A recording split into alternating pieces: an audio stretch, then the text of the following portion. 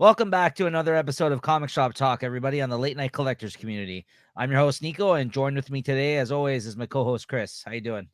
Hey, not too bad. How are you? I'm good. You know, enjoying this summer heat, slightly dying out here, but Well, I think he broke a little bit. got that air conditioner, on 24/7 up here. My spot. That electricity bill is going to be heat bill is going to be high. Let's just say that. No, it's good though. But yeah, welcome back, everybody.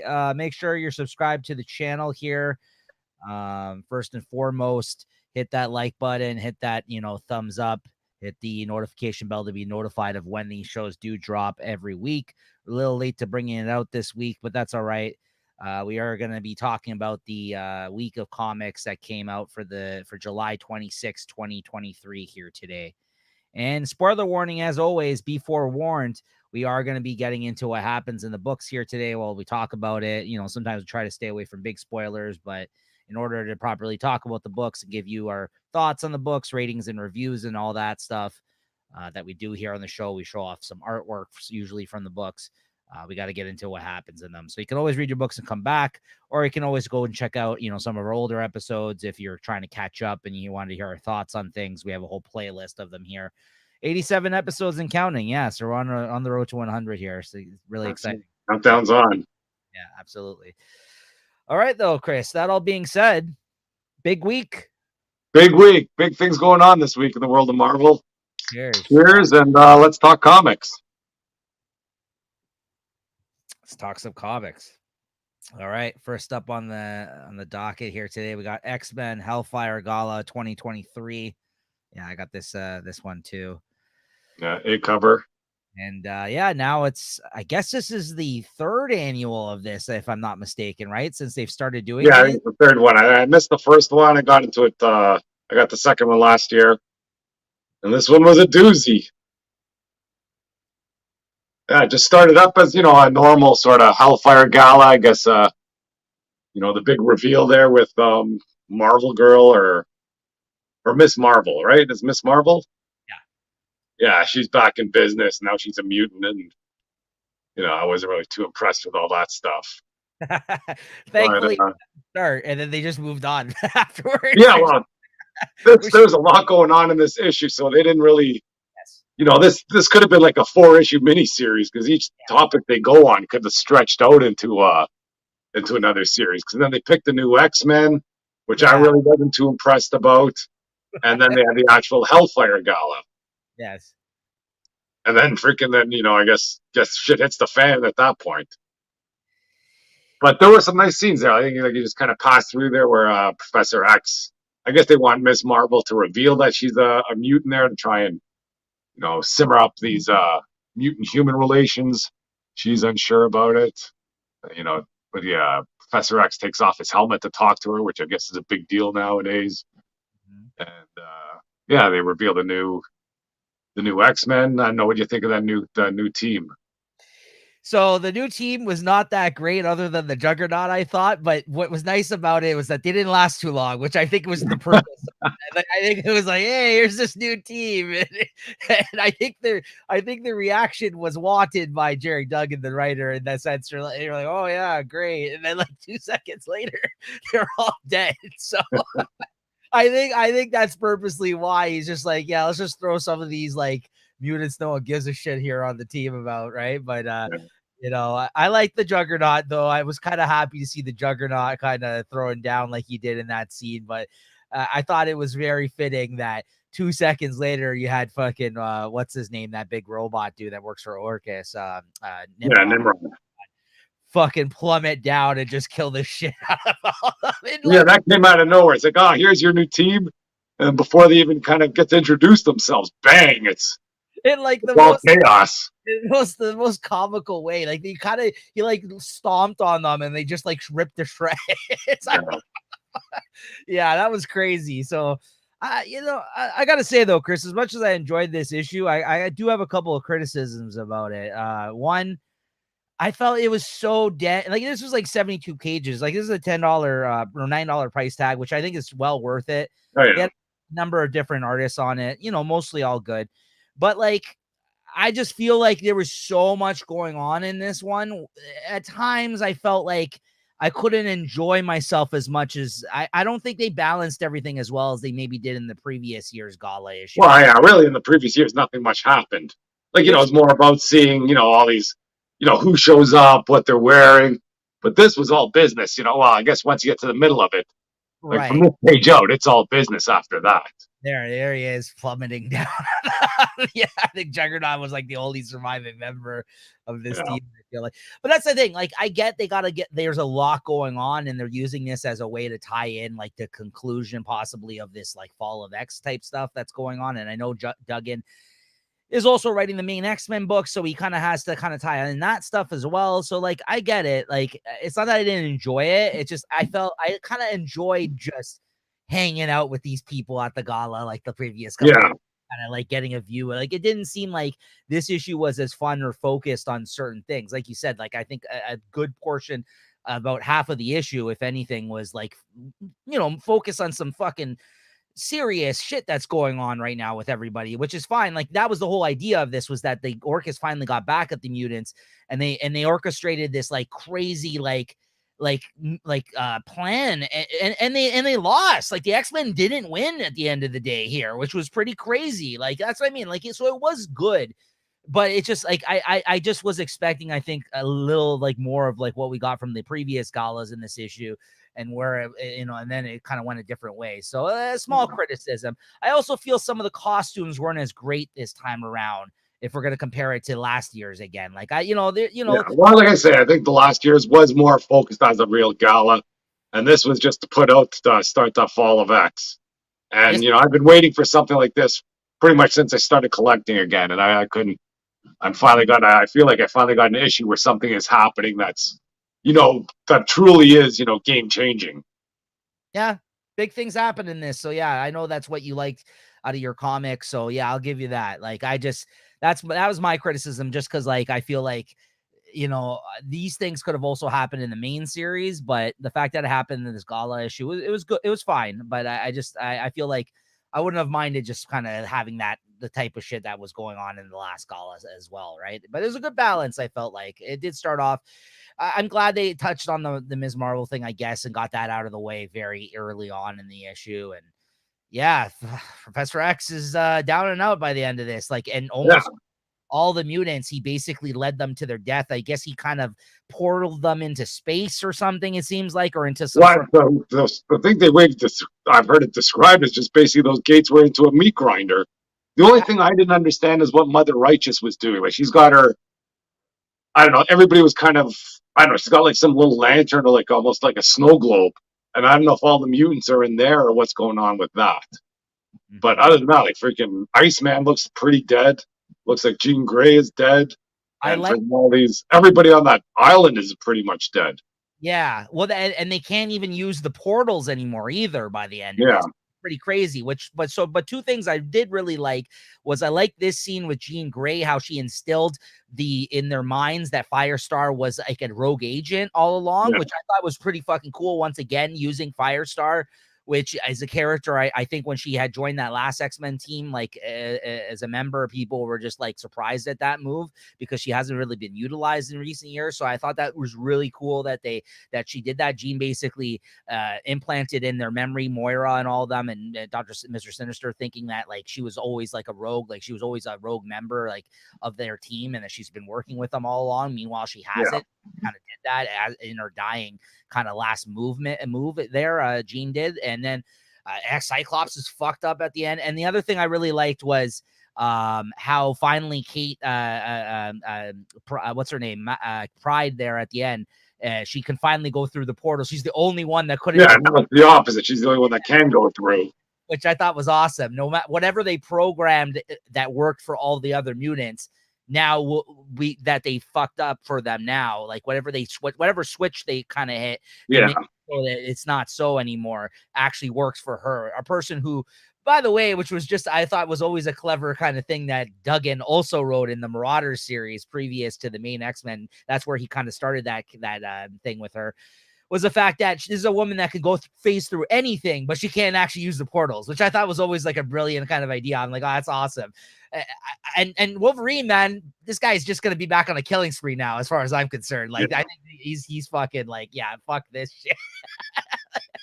Which is like, I like how she like that Professor X instilled all this like mind blockers for like all the main key players are still into this, right? So interesting stuff. Yeah, like you said, a lot happened in this issue. It was very dense, very dense. A lot happened.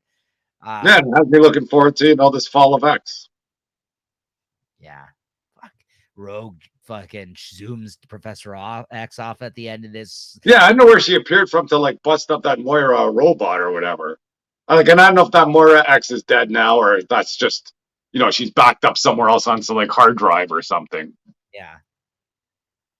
It was a great issue. It was really good, and I can't wait to continue this in X-Men. Actually, that comes out next week, so I'm really looking forward to that. And I don't feel it's that big of a week next week, so that's like one of my most anticipated books. I think that's coming out. So, what'd you give this, Chris?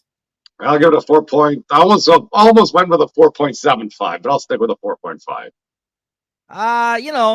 Even despite my criticisms, I the more we talk about it, it was a really good issue. I can't deny that. So I'm gonna give it I'll give it less than you though. I'll give it a 4.25 this issue. Great issue though, really great. Next up we got Ultimate Invasion number 2. I got my issue right here. Me too. Ultimate Invasion 2, just the A cover. What do you think of this? Let's see. It's Ultimate Invasion here. I know. I felt it was a bit of a filler issue. They're just basically kind of, not that the filler was bad, but it's more of like a world builder issue. You figure out who's who in the world, what happened to the people, who's on the table, who's off the table, and who hasn't been mentioned yet, because maybe there's some people that are kind of just in the background that you forget about. But once again, lots of stuff going on here, and just looking for the story to move on. And with the what's going on with Howard Stark there, I thought that was pretty good stuff too. Yeah, I agree with you in the sense I thought the first issue was such a great first issue, and this is only a 4-issue miniseries. Plus, there's like Omega type issue, so yeah, 5-issue thing by the end of it. I think the first issue was so strong that this one almost was like taking a step back. To your point about how it just kind of it kind of just moved things along, but didn't really establish anything like too crazy or groundbreaking after the first one kind of launched us into all this, right? This kind of showed you that the Maker now is in another universe, recreating essentially a new Ultimate Universe. Yeah, just get an idea what the world is that he's in right now, that he's created. I liked how the mutants didn't really come together as a team. Like, they're all basically from their countries. When you saw the Russians, you got Colossus Magic and Omega Red. That's a pretty strong threesome right there. And then I think the Japan had one too, so I thought it was fun to see. I did really appreciate this scene though. This scene was pretty awesome when he just melted all these fucking other people from these worlds that came to like take them out here. Like, there was a moment here, where he, like you said, was that like the Avengers, like the Avengers Forever coming after him? Because it looks like there's a whole bunch of Captain Americas and all that sort of stuff. It was just different versions from different universes. So it kind of was like an Avengers Forever type of team. Yeah. But it was essentially, that. And he kind of like, I don't know, fucks them all up here with it was like almost like some Back to the Future thing. He killed anybody that had their sort of DNA attached. Yeah. He just wiped them out so these people couldn't exist, and they all just disappeared. I thought that was a cool scene too, how they showed at the end how fucked up his head is, like without that helmet on. It was like he kind of made up the rest of his body despite this injury, right? So he could survive. Like, there's enough of his brain still there. Because always a cool look at the Maker, right? Which is, I think, was already previously established. But yeah, this was still a good issue. I just think it was like, it wasn't as strong, I'll say, as the first issue, but I'm still looking forward to the rest of this. And yeah, I mean, Brian Hitch drew this issue, and we're going to be talking about him actually on the next book that he also drew. And he must have drew this like a year ago, this book, because this is like a double-sized bi-monthly thing, the next book we're talking about. But I got to say, I'll say it now, I think he looks much better on the next book than he did here, despite me not hating this art. And I'll get into why in a moment. But yeah, what'd you give this, Chris? I give it a 4. I thought I'm down for this Ultimates universe. I wasn't not too sure what to expect, and I can't see how they're going to fit everything in 4 issues. But here we go. Yeah, I'll also give it a 4. I think it was a good issue. Yeah.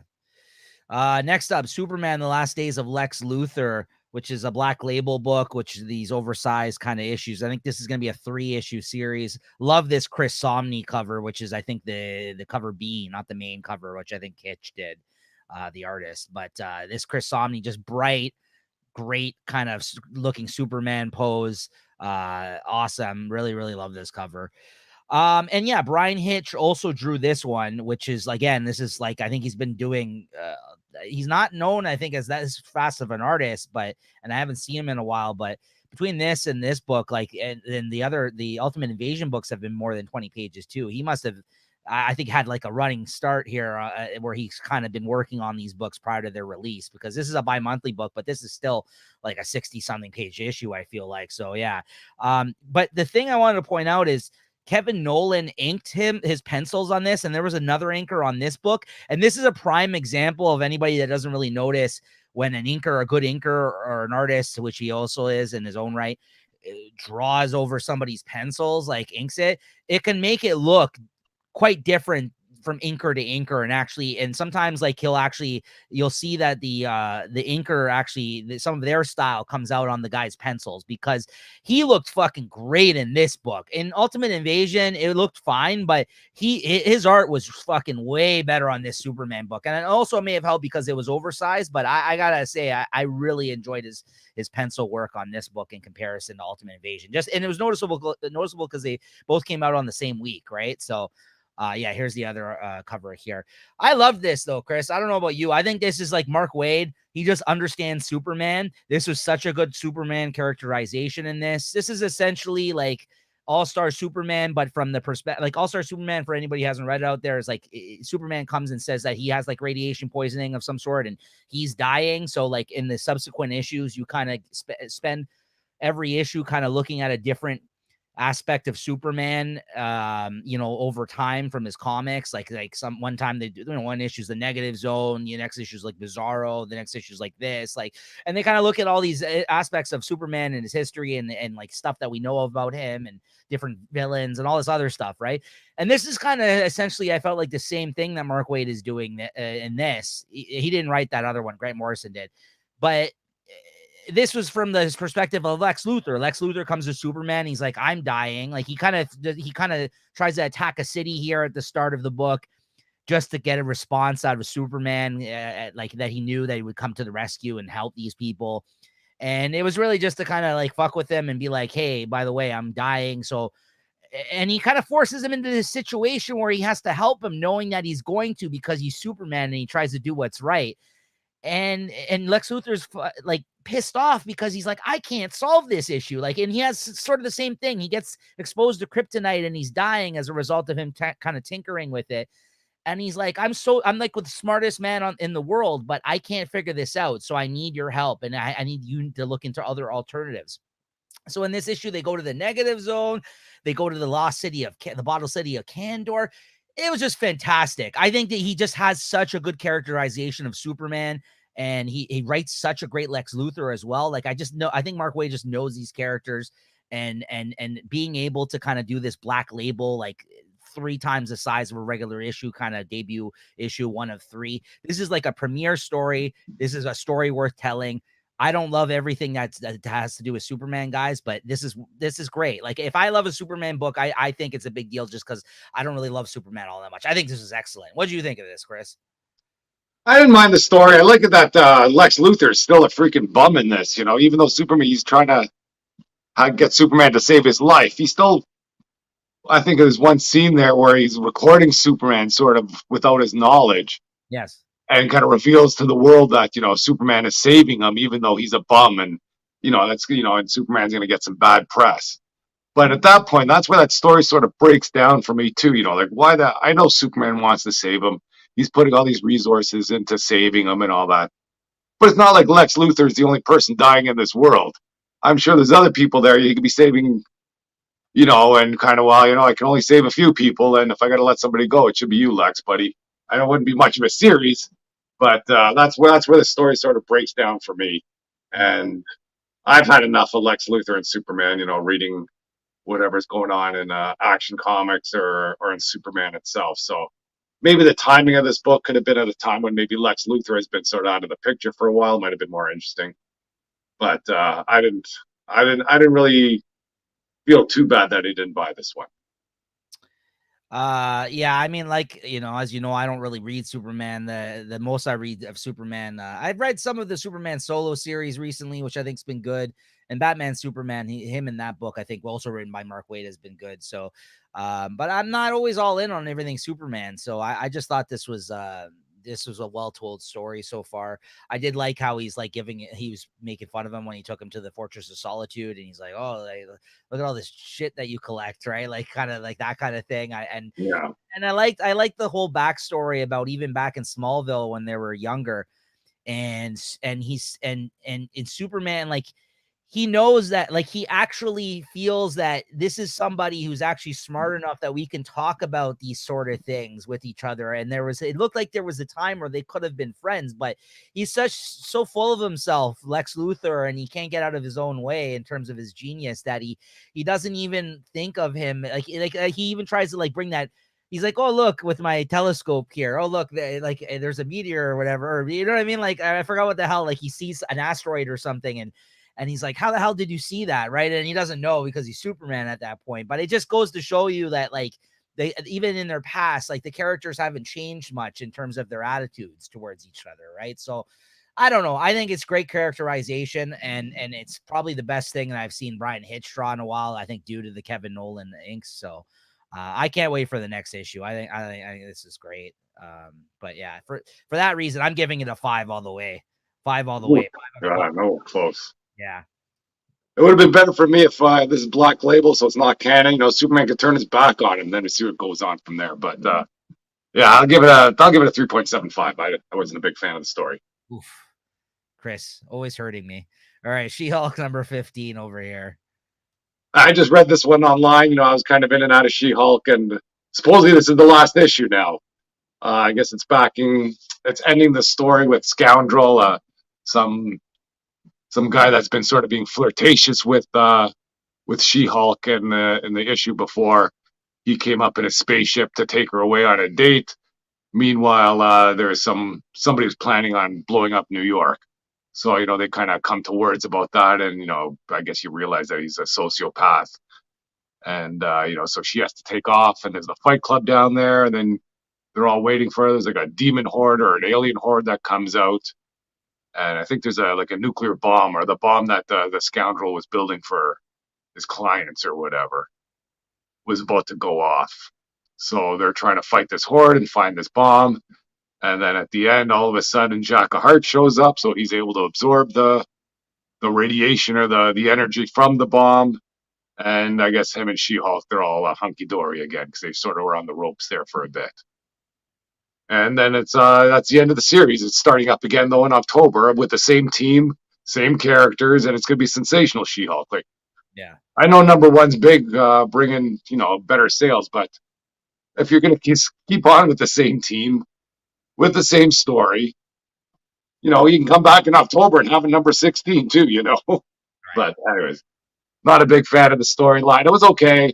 Like the She-Hulk story run, it has been good, but I don't like the way they this numbering system where they freaking, just going to cut the series and then start back at number one again. I'd rather, see these long runs and, get some history going on them. But I guess they still have the legacy numbering, but yeah. But anyways, I'll give it a 3.75. It's still fun characters and it's fun stories. Will you be checking out the relaunch? I don't think so. I feel burned by this. I went through it the first time. I kind of signed off on this. Maybe if it continued on, I might have bought back in. But now you're starting back at number one, and see what the story is there. But unless they come out with some sick covers, in the first one, issue number one, nothing really caught my eye there. All right. Next up, we got Venom 23. Venom 23. Oh, Got one of the Philip Tan, like I guess like an homage cover to some of those summer issues there. It's all sort of venomized oh, very people nice. by the pool. It's a good cover. That's the only reason I bought this. That's And I'm fun. kind of glad they had put these covers in because I was ready to drop Venom. You know, we got my new favorite writer there, Torin Grumbertson or whatever. Yes, right. And, you know, that was really turning me off. I had a bad run with her and Thor. This one here, the art is freaking fantastic in this issue, at least in the beginning. I remember I kind of looked through this one twice and just seeing, you know, Venom there. Unfortunately, it's the Dylan Brock Venom, and there's Toxin. It's another little kid inside there. And there's, I guess, the kid's father works at Alchemax, which I guess is like Venom's arch enemy, you know, and they end up trying to save his father from, I forget who, someone that's trying to reveal the truth from Alchemax. But the big thing that goes on the story, this is a spoiler alert, is that Black Widow is on the trail of this too. I heard So of. at the end of the battle, she's sort of casing out the scene, and I guess there's some symbiote leftovers there that are looking for a new friend, and it seems to bond with the Black Widow. So, and then from what I've heard in solicitations out there, is Black Widow might be the new Venom for a little while. So that's interesting. See how it goes. I heard that, and if that were to happen and they were to relaunch the book with Black Widow as Venom, I might check it out just because, like, I I'm don't know if they're relaunching it, but they're going to be going. They're going to continue the numbering, which what I was talking about. You know, on the other side, I prefer that they do that than relaunch it with Black Widow. You know, just because she's going to be Venom for 6 issues or something. You know, you can have an arc in there. You know, I'm still waiting for. You know, basically, I want the Eddie Brock story to kind of come around. You know, I'm still not a big fan of this Dylan, and you know, I guess he's putting together a team of symbiotes waiting for Eddie Brock to come back. Mhm. And I guess battle him for some reason, but you never know which Eddie Brock it's going to be. It could be Bedlam, which is Eddie Brock, it could be Meridius, Right. until, you know, it could be just regular Eddie Brock who's floating out there. See, I'm with you usually about keeping the numbering, but to your point there, I haven't been reading this. So if they were to relaunch it, even for somebody who knows what the deal is with me, where I can kind of jump in at any time where there's a new arc and possibly catch up on that, I think to some people, that is a new jumping on point. So and the number one sell more than anything. So I know that's why they do it. That's what I mean. Like, so that's why I said, like, if they were to relaunch this and then maybe there's an entry point for me, it again, that's if they change the creative team. If they do, they're thinking of doing a lengthy run with Black Widow as the symbiote, right? If this is just like an arc type thing where she just has it for the story, yeah, there's no point in fucking relaunching the book, right? I Yeah. thought this was gonna be like an entirely new direction for the character, but yeah, maybe not. What'd you get Yeah, out of but I thought the issue was lackluster for the whole issue. You know, what's my favorite storyline that they're going through? But that last page really piqued my interest, and I guess I could give it more, but I'll just give it a 3.5, even with the big spoiler at the end.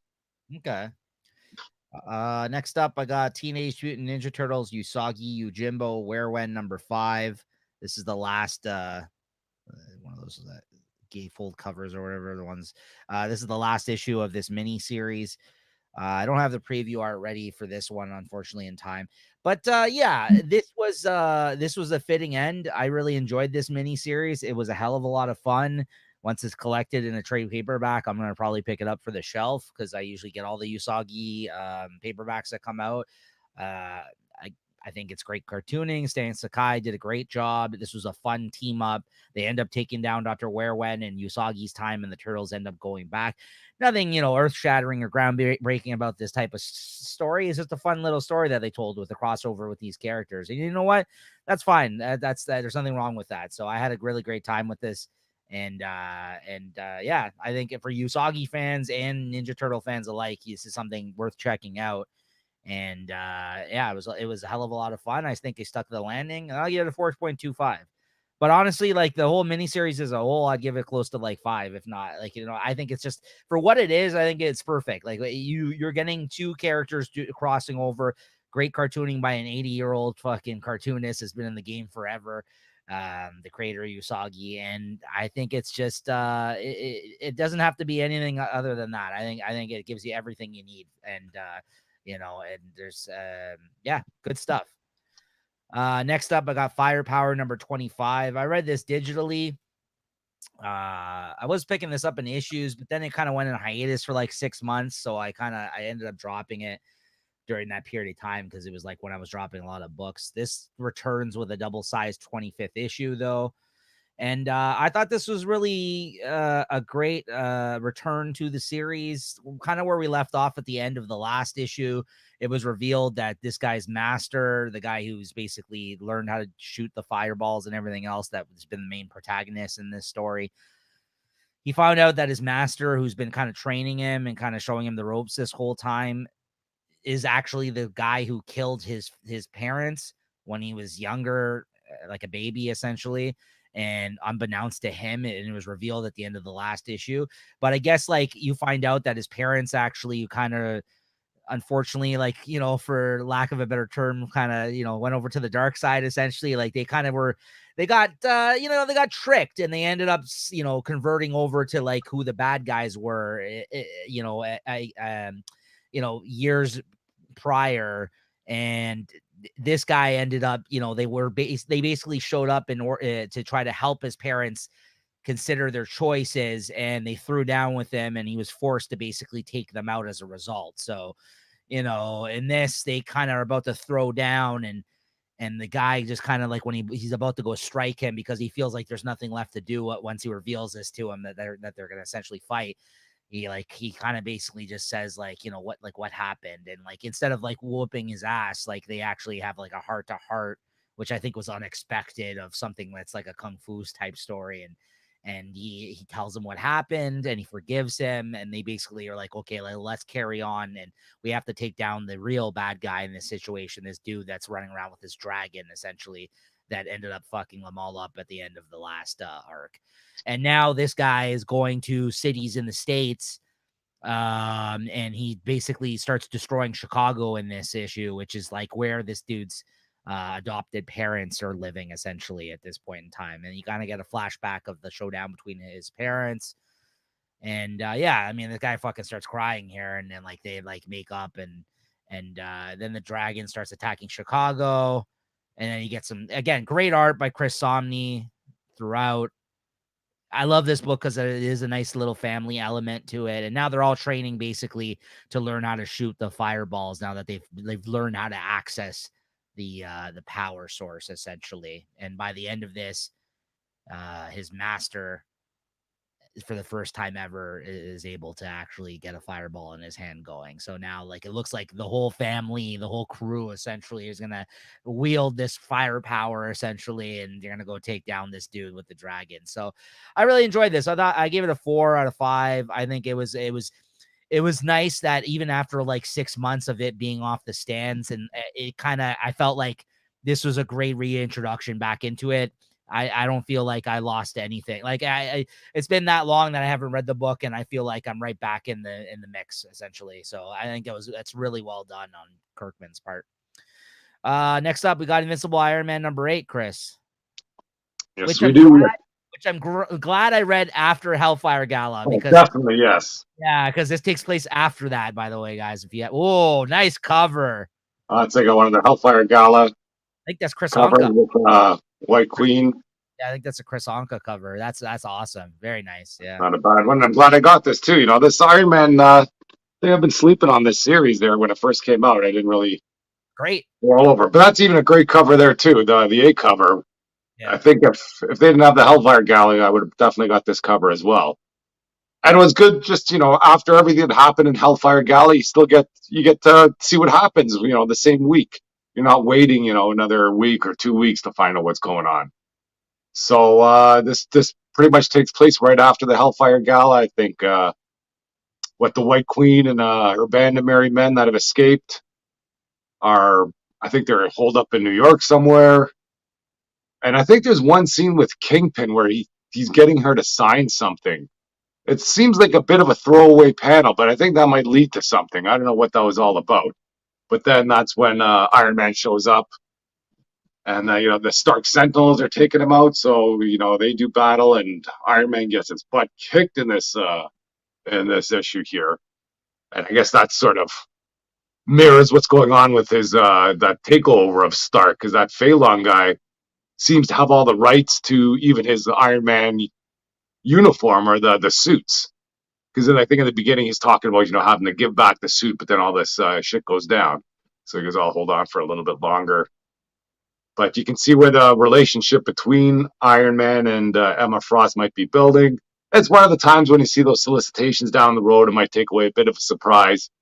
But you can see, I guess this could be the seeds of their relationship. I understand there's some history before, but I guess he sacrifices his life to get her up in a suit and get her out of there. So I don't know. I thought it was a great issue. What do you think? Yes, so did I. I mean, it was a great companion issue to, I think, the Hellfire Gala stuff.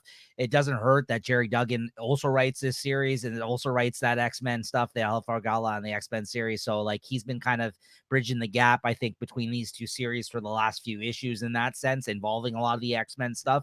I love that they showcased her outfit way better in this issue than they did in the Hellfire Gala. She like takes that whole coat off and she's just like, I loved her look in this one. I'm not gonna lie. I was like, whoa. It's like it's not even like it's a quite the top, let's say, that she showcases in this issue. And to your point, I think that it is really great. Like at first I couldn't really picture why these two are gonna possibly become an item, but there's this scene here where he's, because Stark is so damaged at this point in time, and as he always is for that matter, but like she really kind of like lifted him back up, like in this scene, you know what I mean? Like she recognized like all the shit that he's gone through, I feel like, and that she's also dealt with in terms of the mutant side of things, and she was really there for him in this book. So like, yeah, I could see maybe why they would maybe become an item. I'm kind of disappointed just because after reading the last run, which I know you read a bunch of too with the Cantwell stuff, that he couldn't make the Patsy Walker Hellcat work out, because I thought they made a really good couple too, but she was just like not about him being so fucking damaged when I guess Emma has dealt with Cyclops. So like, you know what I mean? So she's like, yeah, I know pretty boys who are fucked up, right? So I think she's used to that kind of thing, right? So I think that's why it's maybe an easier match, maybe that these two get together. But yeah, great issue. Honestly, this is a great series. I'm reading it in trade. I mean, I've been reading it digitally, but I'm also picking up the trade paperbacks. And if they bring out a bigger collection of this at some point, I'll probably pick up that too. It's excellent. It's very, very fucking good, this Iron Man. This is actually way better than the last Iron Man series. Oh, definitely. Yeah, that's the one I was reading. And I actually thought that Iron Man series was pretty good too, actually. No, I did like it. I did like the last one, but this is like, again, with the X-Men stuff, this is way better. Like, I think he's just, it just works so well. I think it's like almost an additional X-Men book to the line of X-Men books that Jerry Duggan is doing. And I honestly, when we get to the end of the year, Jerry Duggan might be in the running for like one of my favorite writers this year. I got to say, between this and the X-Men stuff that he's been doing and some other things that he's done, actually, I would have to take a look, but he's done some other things for Marvel. He's just a great writer. I all around. I think he's been doing great work. So yeah, good issue. What'd you give it? Yeah, I get a 4.25. I got to give it 4.25 too. I wasn't going to give it 4.25, but talking about it, I'm like, yeah, this is great. Like, I can't deny how great this book is. I was going to give it a 4, I thought, but yeah, I'm going to give it a little bit more on that front. Wolverine 35, the end of, you got this one too. The end of this, yeah. It's another Hellfire Gala cover. I think we got. Who's that? Oh, Psylocke. Yeah. Is that no? That's X-23. That's X-23. Yeah, I don't know if it's the old X-23 or Talon or whatever she wants to call herself now. Oh, got that bit of that gray in the hair, so I think it might be the older one. That's the future one from the vault. Yeah, that's right. Yeah. Okay. Yeah. This is the end of the arc with Beast, I guess. This current Beast arc that they had. Yeah, it's the final issue in the arc. Yeah, I've been in and out of this one here. I think this would be a good for a trade paperback because this Weapons of X or whatever they call it. This was a winner. I think, is this by Benjamin Percy? Yeah, this is probably the best thing he's done on the title, I think. Quite frankly. Yeah, I must have picked up a bad issue when I first read it. Was that that Point Break? I don't know. That's what I tried. Or something where he's surfing or something. I like, what the hell is this guy? That really turned me off him. But same here. That's when I dropped X-Force and Wolverine. I was like, what the fuck is going on in these books? I dropped because he writes them both, and then I dropped them. Done with this. And then you told me about this arc, and then I started reading it. I was like, wow, this is actually really fucking good, this stuff, right? Yeah, it surprised me, and there's good stuff going on here. Let's see. I think they take care of that kaiju base that Beast has been running around in. And I think Wolverine, he frees his Wolverine clones because I guess Beast didn't count on the Wolverine clones where he'd resurrect them from I guess a more primal stage, but their brains are still healing as they go on. You know, they have all the shock collars on them, so they'd be, I guess, obedient to the beasts. But he finds a way to set them free and unleashes them on all the beasts. And you know that was pretty. You know, it's kind of fun to see at the end of this because you know they've been treated poorly at let's say to say the least. And there's one scene where I think Wolverine is negotiating with who he thinks is Beast Prime for his CIA friend's life, and Wolverine's like, "Hey, how can I trust you?" And he's, "Oh, don't worry, you can trust me. I trust you."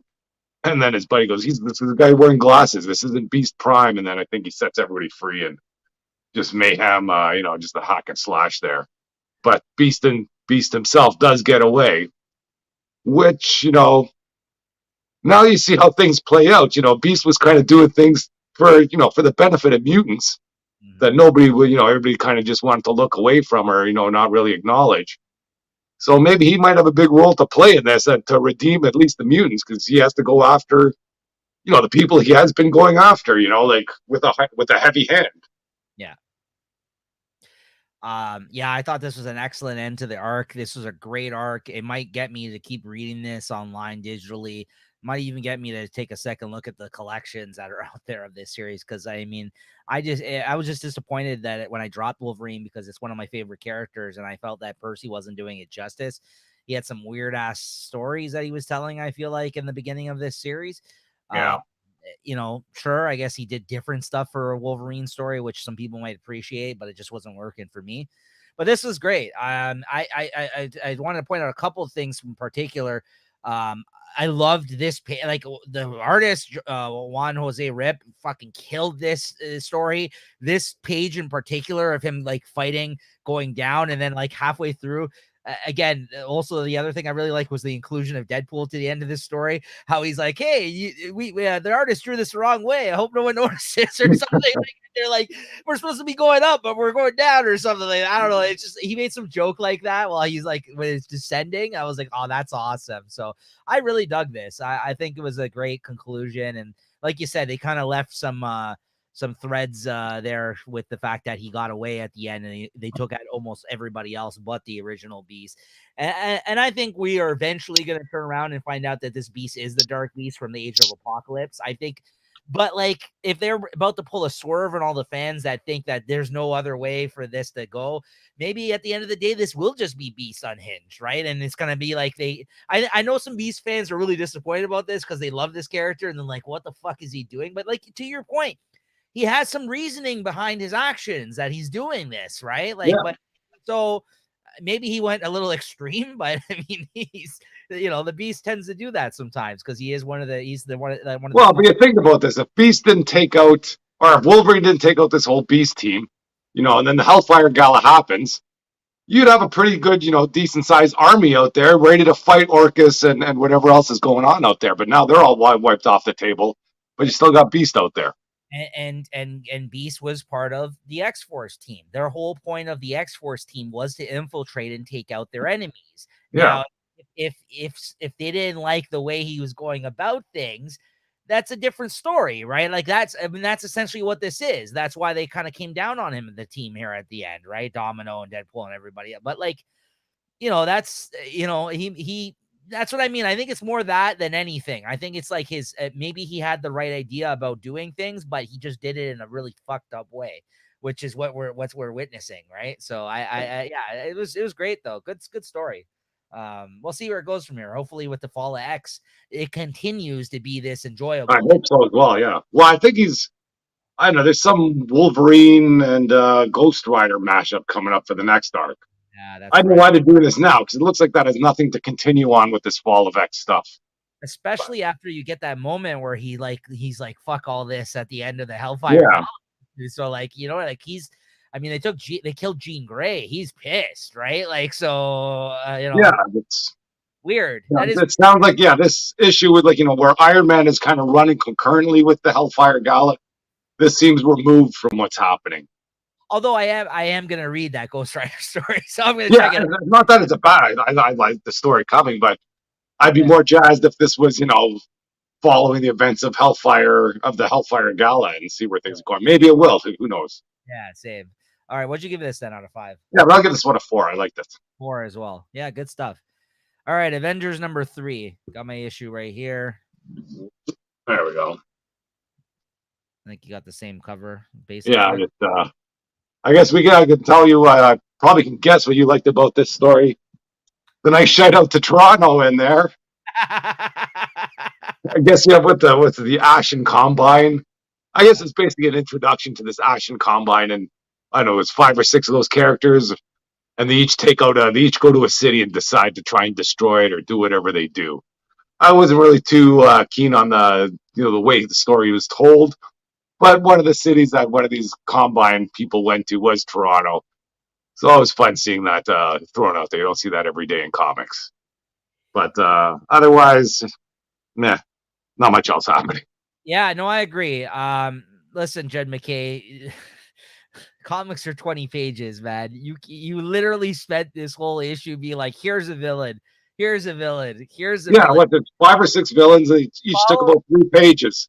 That's fo- 15 pages. followed by a page, a singular page. You'll see in the art right now. I'm about to bring it out. A singular page, splash page of each hero on the Avengers team showing up to take out the villain. This is the Yeah, or most to confront them at least. This is the most fucking basic setup of an issue I've ever fucking seen. I read it in like 2 minutes, Yeah, and that's my main complaint about this. Not that I don't think this might turn into something fun. Not that the villains weren't cool, because they were, I felt, but like it's just like, come on, man, you got to give me something more than this. This is yeah. you phoned this the fuck in. I felt like, honestly, Like this would be a good free comic book day comic. yeah, it's like, yeah, good art, like cool villains. Yeah, It was just like such a fucking basic approach. Like, come on. Like, it literally, the art I'm showing you guys is how the issue is. It's literally like Chris said, villain goes to a city. Okay, villain goes to a city. All right, there's that one. Villain goes to a city. There's this one. And then that's half the issue. And then, sorry, 3/4 of the issue. And then the other quarter of the issue is literally a page dedicated to each Avenger showing up in each of those cities to take this villain down. Like, how fucking basic of an approach are you going to take here, man? Like, come on. yeah. You know, And I'm still not keen on the way they introduce the Avengers here too. Even in on the front page where you have like the architect, the muscle, the whatever, the this, the that. yeah. That's baloney. Oh, man. Jed McKay has to step it up in this Avengers book, though. Yeah, they're going to be going somewhere. I'm not Yeah. tribulation events. So I don't know. Yeah. Like, It'll be a tough sell. I want to read the Avengers title. I like Jed McKay. You better, like, this is 3 issues in. By the 6th issue at the end of this arc, and that would be collected in a trade, you better get me excited for what's happening, because Yeah, right now it's not cutting it, quite frankly. I got to say, I admit. Again, it wasn't bad, but it was just like, it took me 2 minutes. nothing. Yeah, yeah. Like you said, meh. So, yeah, what'd you give this? Yeah, 3.5. Yeah, I'll give it. Yeah, I almost want to give it a 3.25, but I'll give it 3.5. It wasn't terrible. Yeah, if you like decent. Yeah, I need more. I need more of it than. Yeah, like it wasn't bad. It just wasn't good. Yeah. Okay, so now I'm gonna talk about a few books I read here. It's almost like a horror themed corner of the episode here, though. I gotta say, all these books seem like to be in line with a horror theme almost this week. Halloween's coming up, so The Ribbon Queen #1, written by Garth Ennis, by AWA Studios. You may want to check this one out. I really enjoyed this. It's basically a cop like homicide kind of story, but by the end of it, the horror aspect of whatever this story is comes into play. I thought it was really well done. Jason Burrows is a pretty great artist too to have on here. But for the most part, the first majority of the issue is focused on this detective who's investigating like an old homicide case. That this cop ended up taking, like, rescuing this girl that was, I guess, held up in somebody's house, like kind of like a prisoner of some sort. And then it was one of those situations where he came in with a SWAT team, this guy, and saved her. He was like one of these mass murderer, like a serial killer type person, and they actually caught him in the act. They anticipated where his next person was going to be, his next victim. And this happened like a couple of years prior. So she's explaining all this to her captain, who's like, why are you bringing this thing up? He's like, that case came through at a time, which isn't the main focus of the story, but I do like that he's actually putting it in this time and place, like kind of in current times. Like he's like, that came at a time where we were dealing with Black Lives Matter. That came at like, we're in the Me Too era. Like he's talking about just like the how the public, I guess, took some of the events of what happened. He's like, why are you reopening this case or talking about this? She's like, well, I came across some information, and the SWAT team member who saved this woman apparently has been in contact with her post like him saving her, and I guess he became obsessed with her because he's the one who saved her and tried to like make a relationship with her out of this whole situation, which is fucking fucked up that he's the officer that saved her. And now he's like, she's all fucked up. He has PTSD and he's trying to like, bang this chick. So I think he's like stalking her and he starts like dealing with her on the side. And she's telling him all this. And he's like, oh, fuck, man. Like, why are you telling me all this? Like, this is fucked up. I'm going to have to deal with this now. I'm going to have to like look into this some more.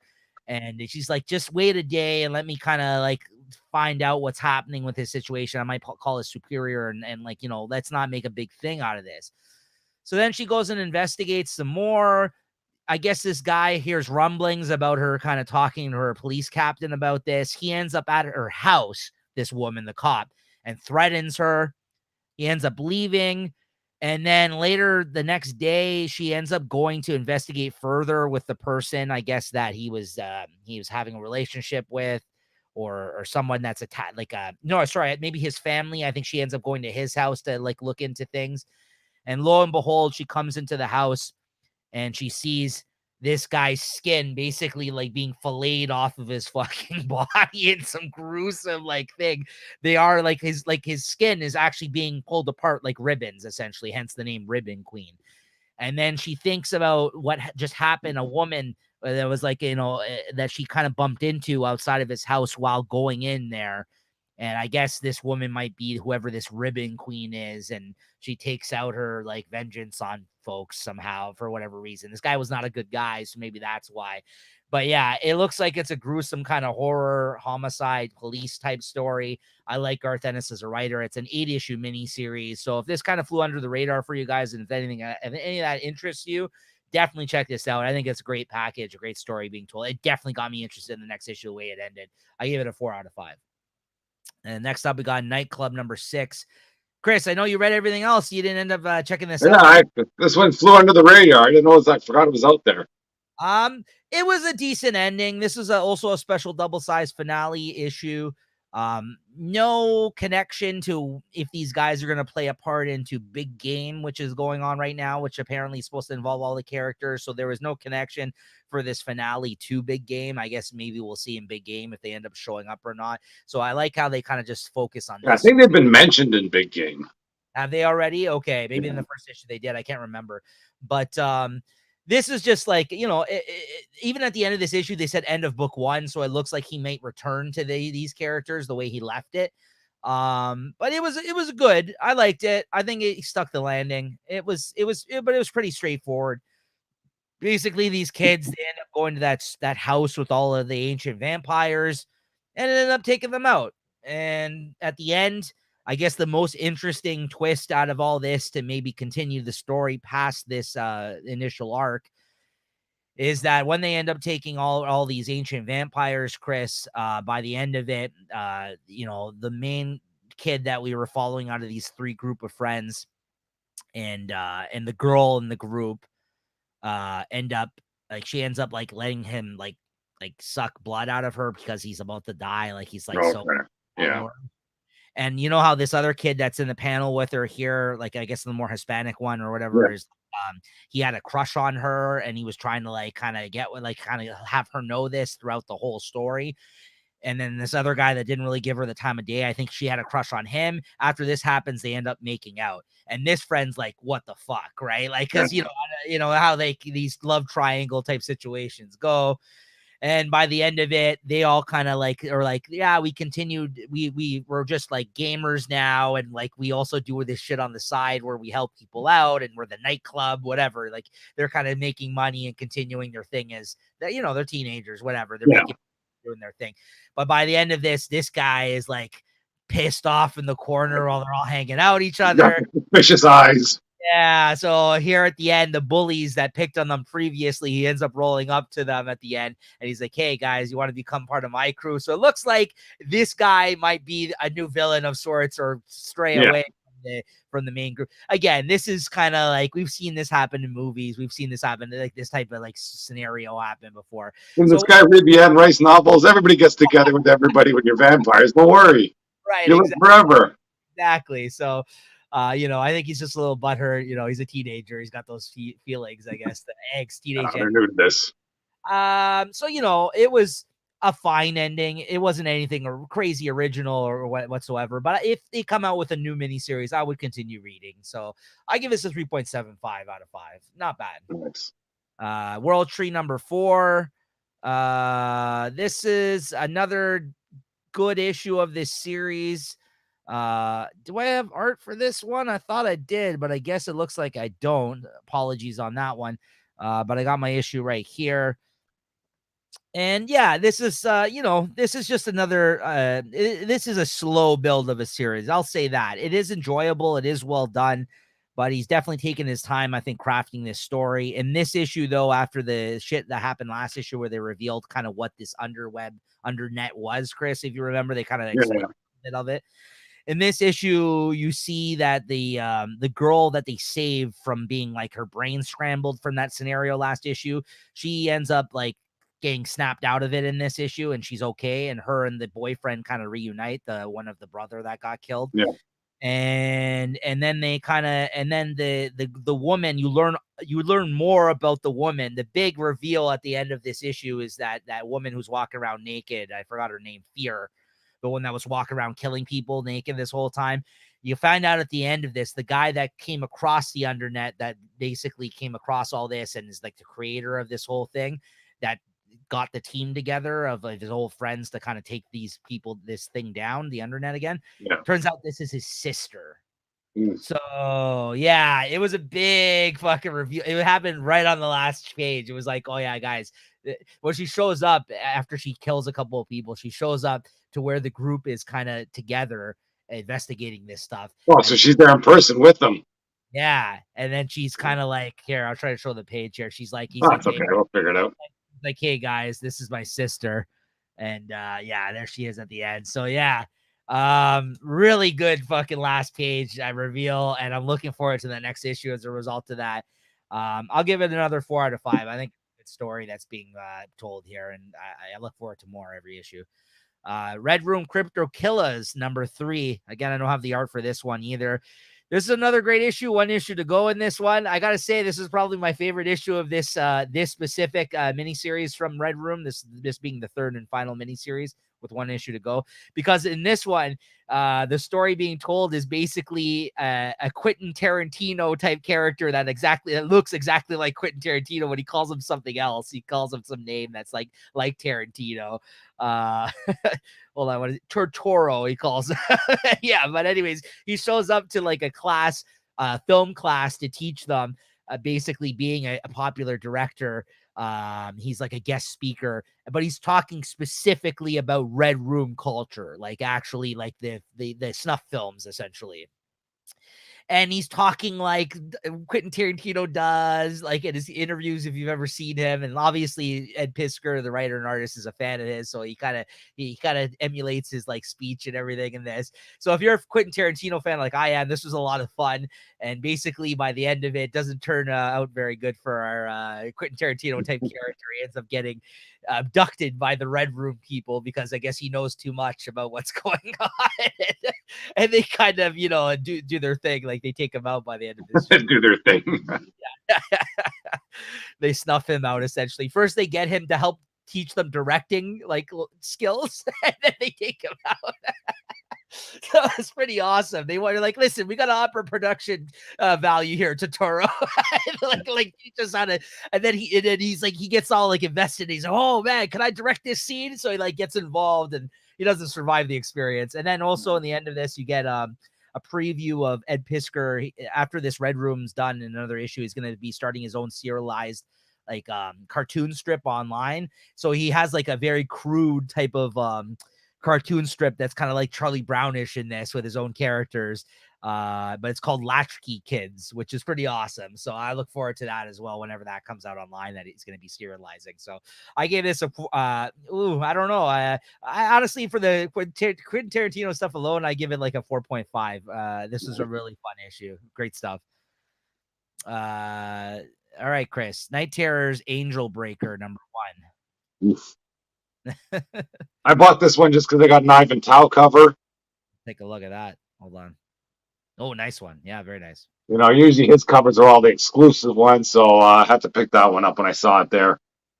That's about the only good thing in the comic. You know, I guess the stories aren't so bad, but you know, once you get into all these night terrors, I don't know, they start sounding or seeming similar. You know, you got to wake up, they're dreaming, they figure out they're dreaming, then, you know, whatever craziness goes on.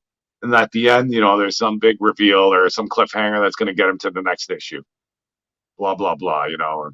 I think the art was decent and it kind of grew on me as I read it. But, you know, after seeing that cover, you know, you want the rest of the book to look like that. You know, this Angel Breaker is a new character. So I thought, you know, you maybe get some insight into her, but I don't even remember what happened in there or what the big hoo-ha was in there.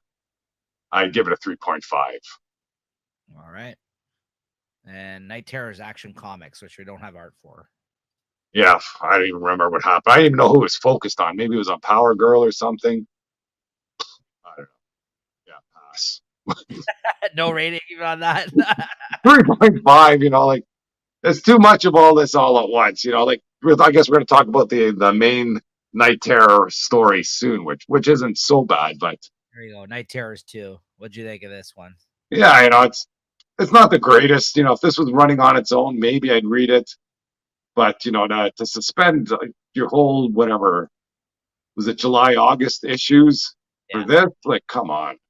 Yeah. Especially when some, like, you know, I think we talked about this earlier. Some of these stories just started. Like, I think Titans was in, you know, number 1 or number 2. You know, like, I think I might be out of that by the time this all rolls around. If this was to bring people in, I think it might have just shut more people out. At least that's my feeling. Agreed. No, agreed. I thought this had some good art. The story's fine, but nothing. Yeah, you know, the Sandman stuff, you know, that was interesting, I guess. But it turns out he's not really doing anything because doesn't he put him back in the grave by the end? And oh no, he doesn't put him in the grave. Sandman wants to follow him around. He's actually gonna have his own spin-off miniseries. Actually, yeah. Yeah. Well, how about DC? Another winner. So, what'd you give this out of 5? I'll give this a 3.5 too. Same. Harley Quinn Night Terrors, which I think I got some of the art here for. Yeah. So I think I've been following a bit. I've been following the series of Harley Quinn, and you know, taking a break from that too. Hasn't, you know, her series kind of has been a bit on the ropes lately, anyways. But you know, I guess here you saw her in the beginning. She was back in whatever Arkham Asylum, and I still don't know what's going on here. And there's so much Harley Quinn stuff out there with that red, whatever the red, white, and blood or whatever color it goes to. So, you know, none of these stories really provide nothing to, if you really like her, there's better stuff to read about her. Yeah, I did like the aspect that she brought up the multiversity thing, the guidebook there, which was a series that came out where they kind of talked about all the different universes and shit. So I kind of like how they tied that into it, but otherwise, and I did like the artist that they had on this issue, especially the backup, which is Ben Templesmith, who I think is a great artist as well. Interesting, different artists you maybe don't see on Big Two books all the time. This one right here. So yeah, other than that though, I think the story I have no fucking interest in. So like, I think it's cool. I think it's cool that they involve that kind of thing. Like the fact that they do have all the universes. I do like the art on them, but I can't find myself caring about these titles really. So yeah. For that reason, I give this a 3.25. Even though I like the art better on this book, at least the Night Terrors is just like, you know, pretty straightforward. This one was just like trying to sell me on a story I could care less about, quite frankly. Yeah, I don't think they care about it either, really, to be honest. Give this one. Okay. Pardon me? What'd you give this one? Oh, yeah, I'll give it a 3.5. Okay. Incredible Hulk number 2. Incredible Hulk number 2. Do you read this one or no? I did. Yeah, but go ahead. Yeah, I got a lot of zombie types. Oh, I got two covers for this one. Oh, I let's got a see. Hulk Hellfire Gala. Looks like he just puts on a tie and he's ready for the gala. Well, Nice. he wasn't there. Of course, I wish he was. He might have turned the tides there a little bit. Yeah. But anyways, you got Hulk roaming around in the backwoods. A lot of zombie types singing songs here. I wasn't a big fan of that. This whole issue, everybody's just singing that stupid song, or I don't know. I didn't like it. And let's see. And that kid is just trying to turn the Hulk. They're trying to get that Bruce to turn into the Hulk, which I don't know. I didn't care for much either. I don't know. This storyline better start moving along. You know, there's some Brother Deep or some big characters that are supposed to be revealed in the next couple issues, but I'm not getting too jazzed for them. But at least I think Hulk shows up at the end. Yeah, I agree. I agree with you. Spent entirely too long on that whole like religious rant and him and all that shit that happened in that scene. I think the real thing to write home about in this is fucking Nick Klein because he's just Yeah, keep destroying this book. You get 2 double-page spreads in this issue of him painting, which is amazing. He's a great art. I mean, he's killing. That's the main reason. Like, I mean, I don't mind. I've been reading these digitally. I haven't been buying them, but if I bought them, I still wouldn't be disappointed just because I feel like the visuals on this book are really good. But the story is not doing it for me, admittingly, right now. I don't know if it's like I'm down with like obviously I just talked about fucking 4 horror books. Like I'm down for the horror aspect of Hulk. I don't mind that, but I think the story that I don't know if it's because there's elements of the South here or like yeah. I don't know. There's some shit that's not really clicking with me or of interest to me, let's say. I think And the writers' hands are tied. They can't go full horror because it's Marvel, it's Disney still. You know what I mean? I don't know if it's even that. I don't know. It's I hear what you're saying, but like I mean, if they had a worse artist on this, I would probably draw. Oh yeah. I The wouldn't only get. thing that's keeping me in this is actually, like you say, is Nick Klein. But Yeah, I mean, look at there's some teases of stuff going on later on. But look how fucking awesome that is. Like, you know what I mean? It's a pretty, it's an awesome looking book. So like, yeah, it's a great looking book. Yeah, I'm not interested in this story or even the way maybe it's just the way it's being told. I don't know. I like you said, I'm hearing that Man Thing's supposed to show up, so I'm waiting for that. yeah. Like, I would love to see a Man Thing issue.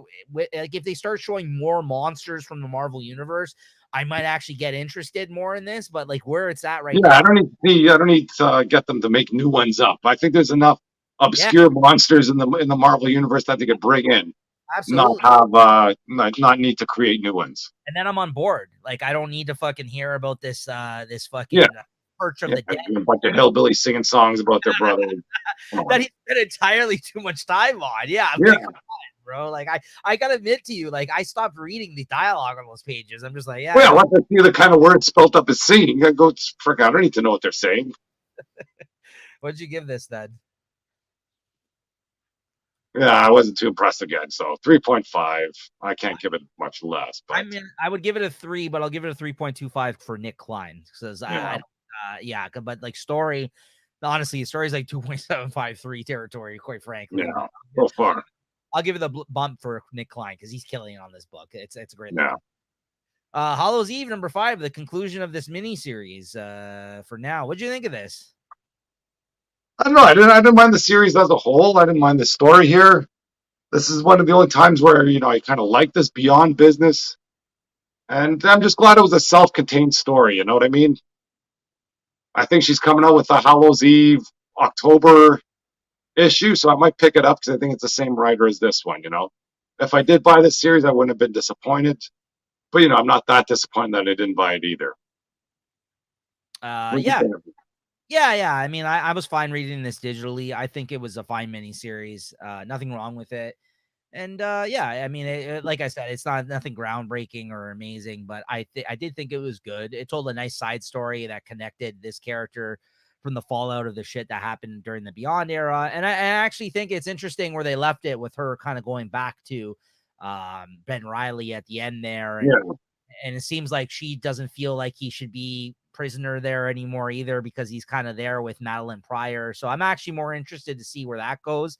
Yeah, well, maybe they'll be able to break out. The mutants got their hands full with business now.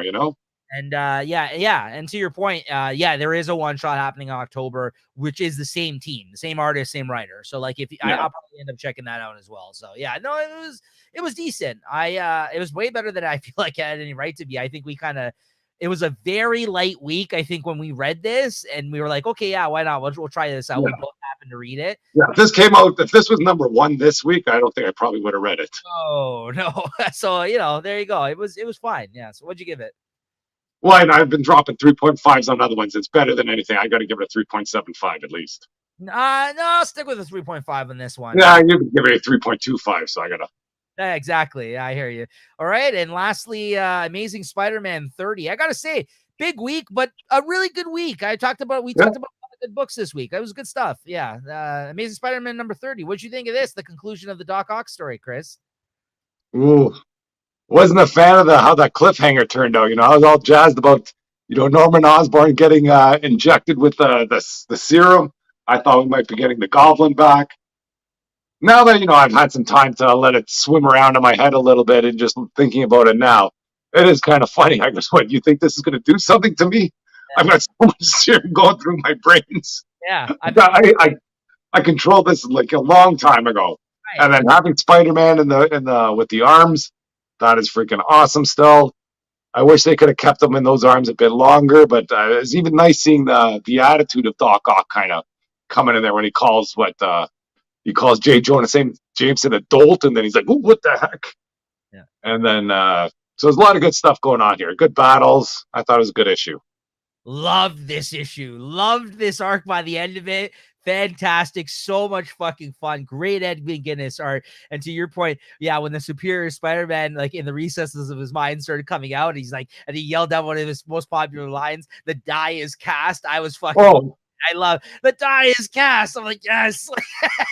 But then even when Doc Ock and Spider-Man are arguing with each other, this one here, like they're going like word for word with each other on big splash pages. That was great. Loved it. Again, this is one of those books that sometimes the shit that they do is so goofy, but it works for me as a longtime Spider-Man fan. I think he hits the tone for this title. Even the shit that was sometimes we're like, I don't know about this. Every issue I feel like that follows, we're like, we like it more and more and more. And then you get to the conclusion of this arc, and I'm fucking in love with this shit. I thought this was a great fucking issue. I loved this issue. I think it was, awesome. And the art was great. And I love how he came back to Jonah at the end, even though Spider-Man let him free. And he kind of came back to Jonah being discarded now after Doc Ock is moved on with his new fucking tentacles or whatever, right? His little octopi or whatever the fuck you call it. Or octopods, I don't know what he calls them. Awesome issue. What'd you give it? 5? Yeah, I'll give it a 4.5. I really did like it. I giving it a 5. Fucking right. 5. Amazing Spider-Man. Amazing stuff. All right, guys. That's going to do it for our books that we wanted to talk about this week. We're going to quickly go over some solicits, though, here for you guys. Let me just bring that up, Chris. Are you going to be doing your usual smoke break? Well, a little interlude here while we wait for the page to load. I'm going to load up this page. I'm actually going to go grab another beer myself because I've ran low. So just give me 1 second. All right. So we got the DC solicitations here. Shout out to comicreleases.com. This is usually where we kind of take a look at the solicitations. I like this site too, guys, because like some of these other solicitation sites, there's fucking ads coming up every other second. I feel like this one's a little bit better when it comes to that. So yeah, definitely check this one out. All right, so this is the October 2023 solicitations for DC. And let's see what we're looking forward to checking out.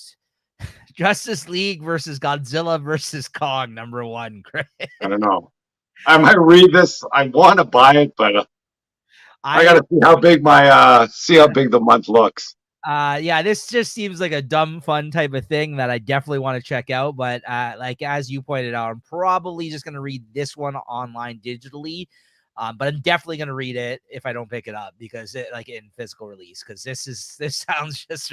I mean, one issue I think you'll get the idea of whether or not this is something you want to continue with because or is this a one shot? It's 40 pages.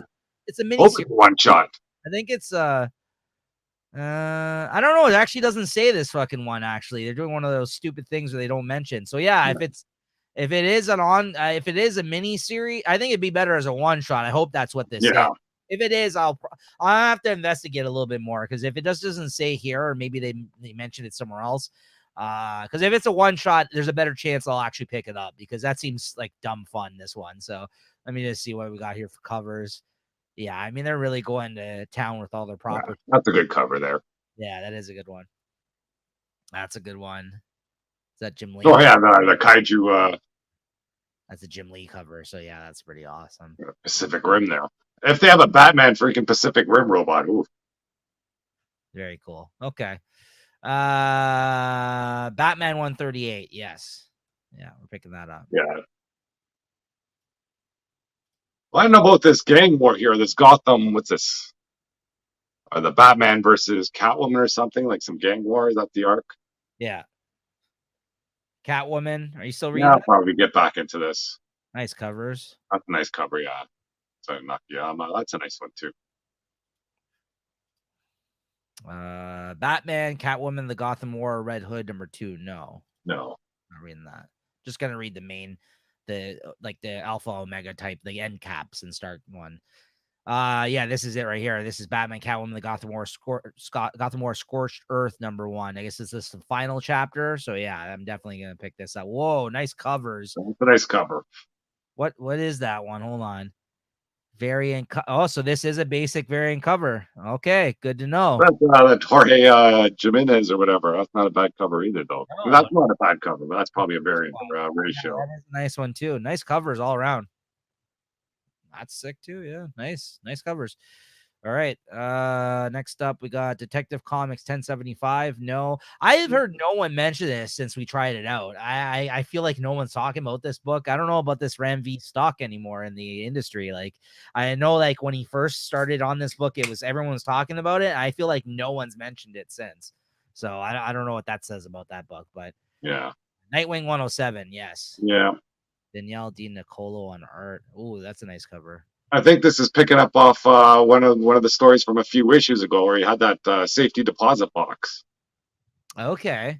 Yeah, who left the vault under his name. Yeah, that's right. That was in the first person perspective. The first person perspective, I think. Started that storyline, I think, right? Or maybe right before that.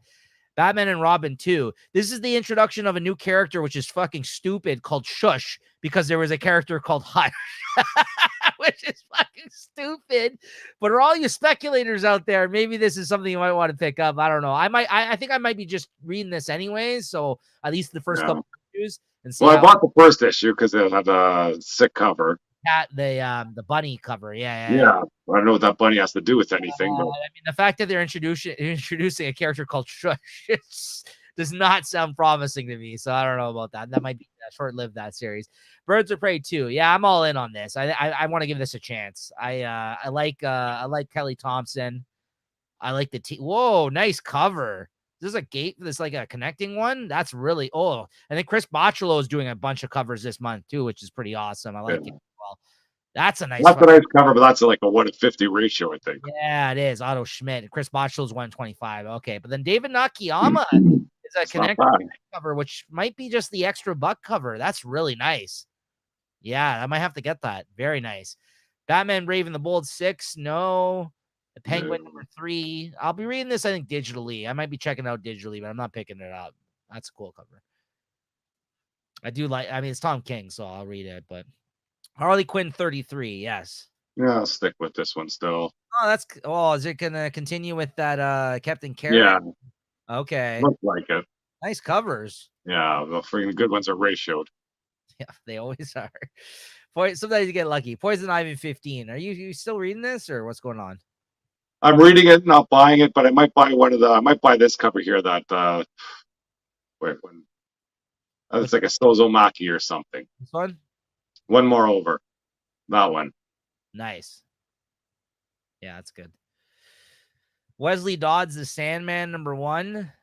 I'll probably be reading this. I like the team on here. I like the writer Robert Venditti. I like the artist Riley Rossmo. If I don't read this digitally, which I probably will, if not, I'm gonna definitely be picking up the trade because I like the team on this. So I'll read a story about this Sandman character. Why not? Jay Garrick, the Flash #1. No. These are all spin-outs out of, I think, Justice Society or the Night Terrors or something like that. Alan Scott, the Green Lantern #1. No, I know he has his fans though. It's like, that's Yeah, cool. Green Lantern. I These are all like the recent Green Lantern. It's got some good stories going. these are all 6-issue miniseries. Amazon's Attack #1. No, you? No, I guess this is where all the other people other than Wonder Woman, like Yara Flor and yeah, there's some storyline going on in there, but yeah, and all those other I don't people. know. Yeah, 'cause Yeah, I Queen guess New it's spinning out of what's going on in Wonder Woman Wonder because Girl. Yeah, these are all the somehow the Amazons get banned from the U.S. yeah. Wonder Woman #2. Yes. Yeah, I'm buying that A cover. I think is sweet there. So here's the thing. I like this cover a lot, but I also fucking like this Chris Somney cover as well. So I don't know. I'm probably gonna go with the A cover as well, but this is a fucking nice cover, this Chris Somney. Yeah. Yeah, but this cover, yeah, I gotta go with this cover. That's a fucking nice cover. Nice covers. Yeah, I'm excited for this. I want to like a Wonder Woman book, so I'm gonna be picking this up. I hopefully Tom King brings something interesting to it. The Flash #2, no. Again, this is gonna be the horror Flash story, so they're going horror on this too. Superman #7/850. This is the oversized issue. I'll probably buy this.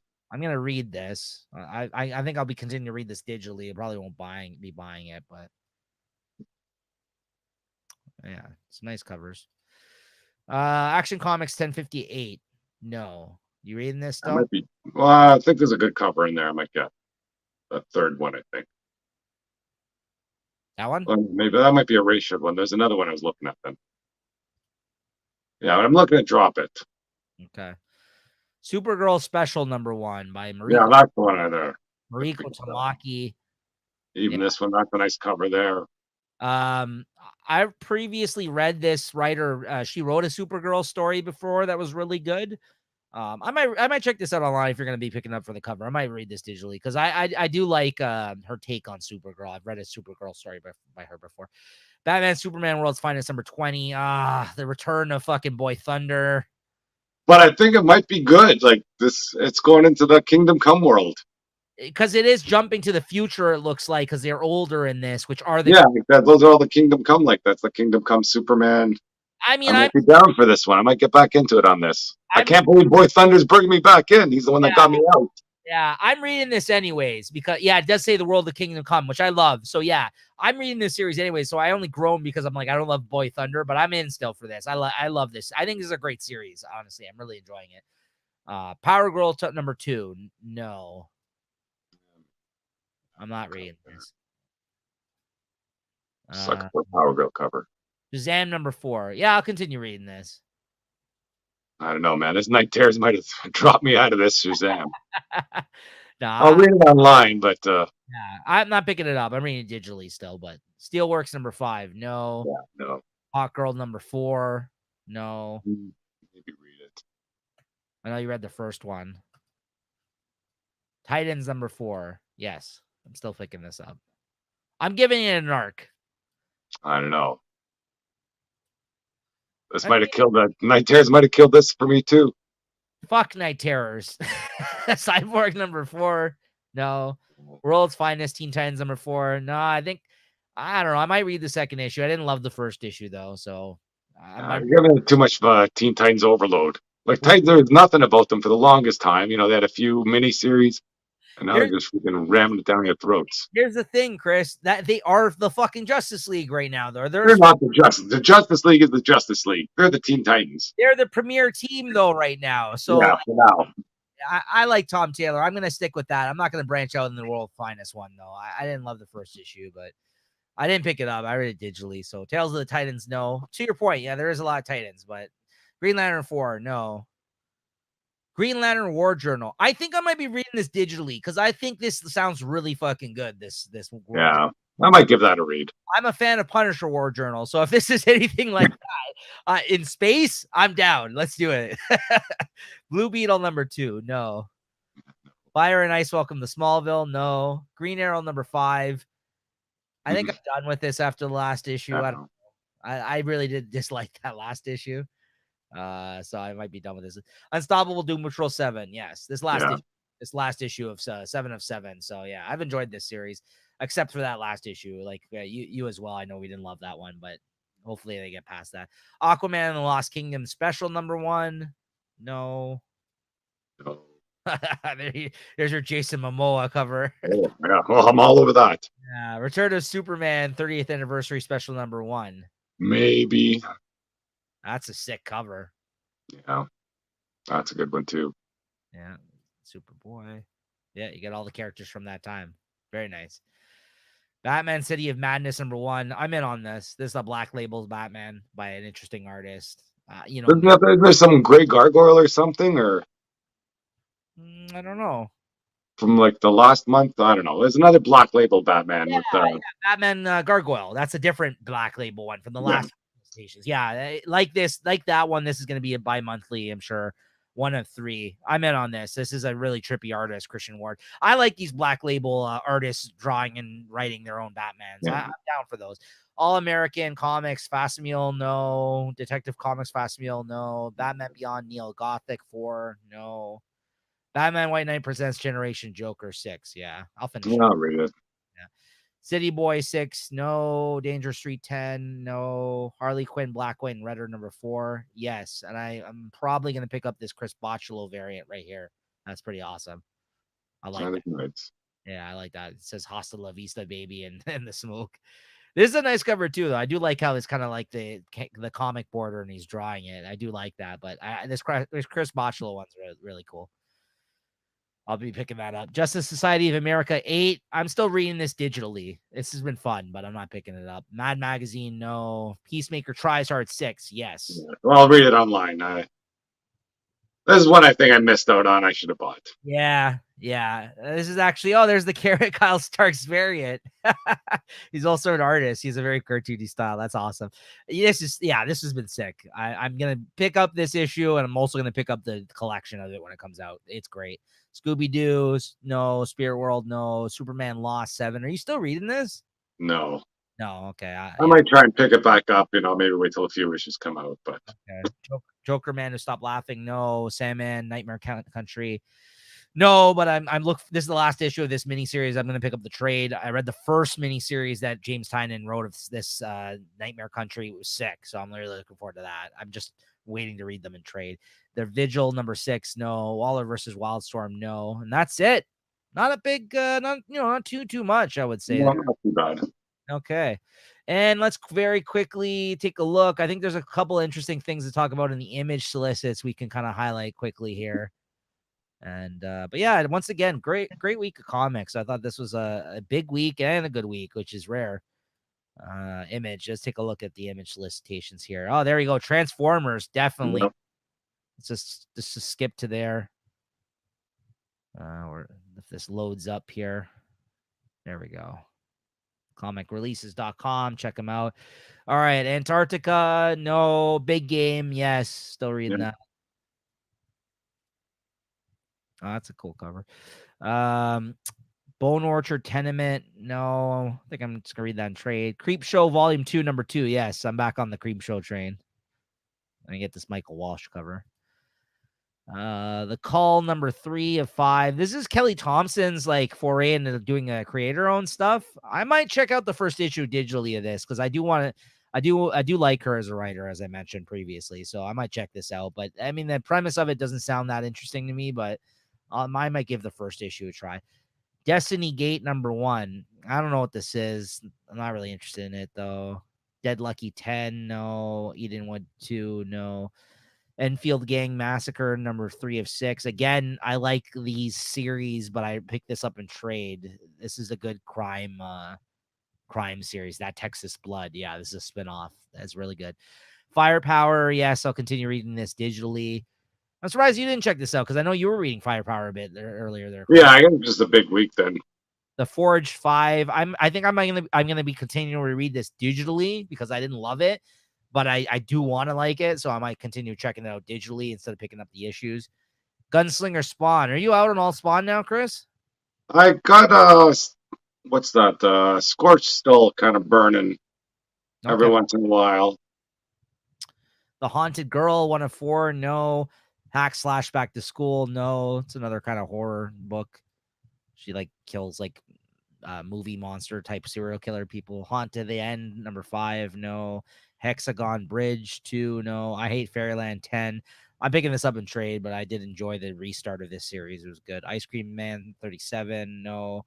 In Hell We Fight. No. Junior Baker, The Righteous Faker, number 2. No. Captera, Universal Truths, number 3. No. Well, actually, I might reread this digitally. This is a Chips and RC series. I forgot about that. But I'm not gonna. I'll probably pick up the trade of that. Kia 12. Yes, I'm still on board with this series. Really love this one. Oh, this is a standalone issue in between arcs that isn't collected in the trades. King Spawn, Kill Your Darlings. No, no. Click, click, boom. No. Local Man 6. Yes, I'll be reading this still. I'm thinking about buying it or reading it. Yeah, new story arc. I mean, I'll be reading it digitally, but this is the new story arc. Let's see where he goes from here. This is another kind of looks like in the vein of something like a Local Man Midlife or How to Hero at 50, number 1. I just like the title. I don't think I'm gonna check it out, but that's kind of funny. New Burn 12, no, but I read that in trade now. Knights number 1, no. Per Evil, Chris's favorite book. No. I love the artist on that though. Paladin of Axes. Oh, this is a Jerry Duggan one shot. Interesting. Okay. I don't know. Maybe I don't think I'll pick it up. Maybe I'll read it digitally. First appearance of Hector Smalley, a guitar tech known as the Paladin of Axes. He's working for the world's biggest rock band, and when he and the whole band are killed in a plane crash, it's unexpectedly just the beginning of his bad times. Interesting. Okay, maybe. Quest number 3, Radiant Black number 28. No. Rogue Sun, Savage Dragon, Scrapper, something epic. Yell out if there are any of these because there's none of these. Yeah. Spawn, Star Signs, Swan Songs number 4. I've heard this series is pretty good, actually. I might check this out in trade. Sacrificers number 3, yes. Yeah, I think I might be down for this still. First issue comes out next week, actually. I'm really looking forward to that. Savage Strength of Starstorm number 6. No. The Schlub number 3. I might be reading this digitally. This sounds fun. Stegman's writing this. This is like first, like, I think, writing gig on his own, it looks like. I think at least creator own. Scorch 23, which you said you picked up sometime still. I might see what's going on. Tales of Suspense, no. Terror War, no. Time Before Time, no. Transformers number 1, fucking right. Yeah. Yes. That's a sick cover. For whatever reason, the rest aren't up here, but this has a lot of different variant covers, other Daniel Warren Johnson covers, but this is the one I'm going with because I love Optimus Prime. So yeah, definitely gonna go with this one. But there's some good. Ryan Otley has a variant cover as well. There's some good options for variant covers on this one. Undiscovered Country, Universal. I'm gonna check this out too. Universal Monsters Dracula 1 of 4 by James Tynion.